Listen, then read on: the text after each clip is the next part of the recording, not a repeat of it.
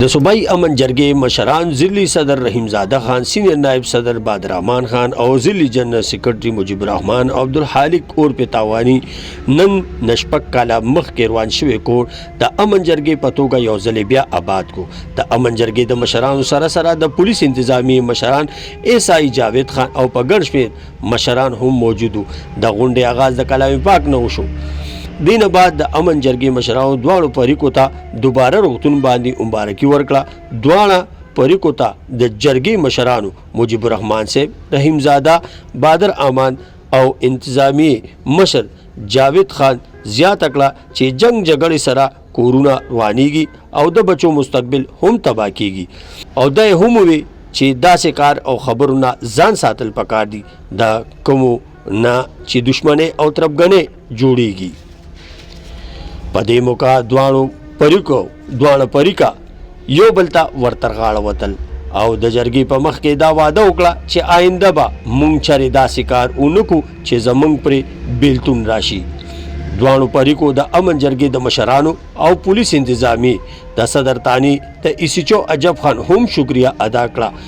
او دینه بعد د امن جرګې سینئر نائب صدر بادرحمان خان، رحیم زاده خان، مجیب الرحمان او جاوید خان پښتو نیوز سره صدارنګي وي. د ټول مننه شکریہ د پښتو نیوز چې دوی همیشتن موږ سره په همدرد کې مرګري دي او د داسې د دې کلي د معاشرې د علاقې زیاتره د دې بې درد او د داسې موقعو جرګو فیصلو کې دوی موږ سره همیشتن مرګري او دوی راځي. مننه کوم د دې سره سره چې کوم دی موږ سره چې کوم د صوبایي امن جرګې مشران ناست دي، رحیم زاده باچا صاحب، مجیب الرحمان صاحب او عبدالخالق تاوانی صاحب، موږ سره همیشتن د دوی په دې هلو ځلو کې دا منډي دا ترړي او دوی موږ له دا دعوت راکوي چې به کوشش داسې وکړي چې د دوه کسانو خیر راځي او تاسو پای کې ښه پوره منډه واخلئ.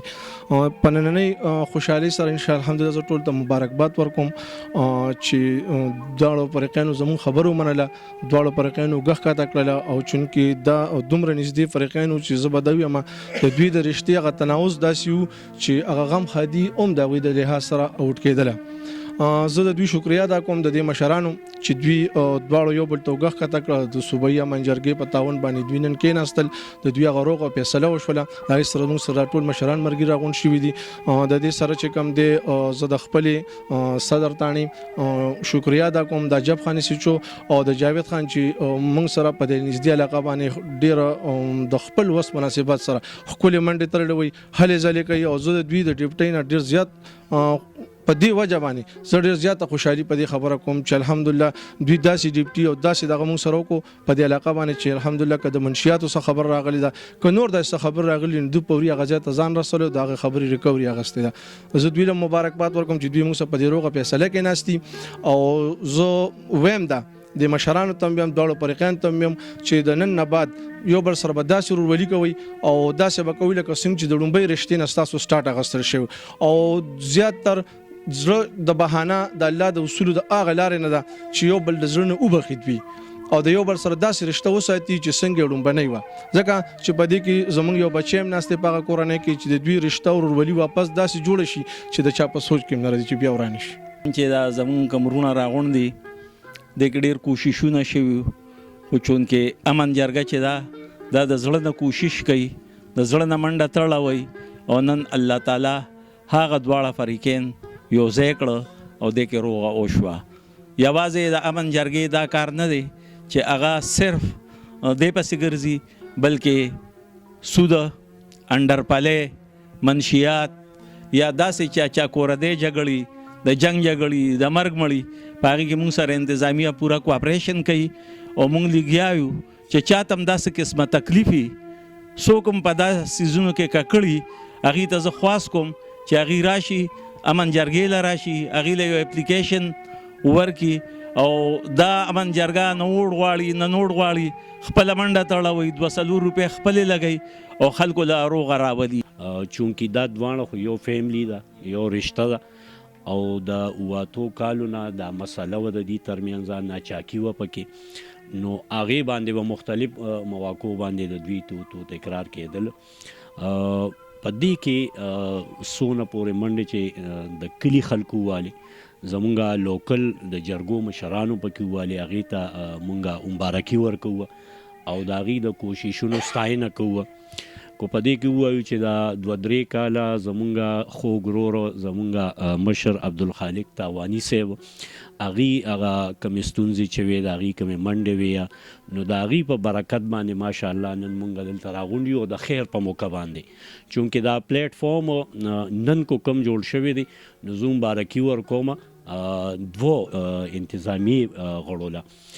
زمونږ په دې کې چونکې مونږ سره په لومبي ځل باندې دا فورم د صوبایي یمن جرګه دلته اوس ناست دی. د صوبایي یمن جرګه مونږ سره د ضلع مردان چیرمن محترم صاحب سید رحیمزاده باچا صاحب ناست دی، زما خوږ ورور سینیر وایس چیرمن بادرمان صاحب ناست دی،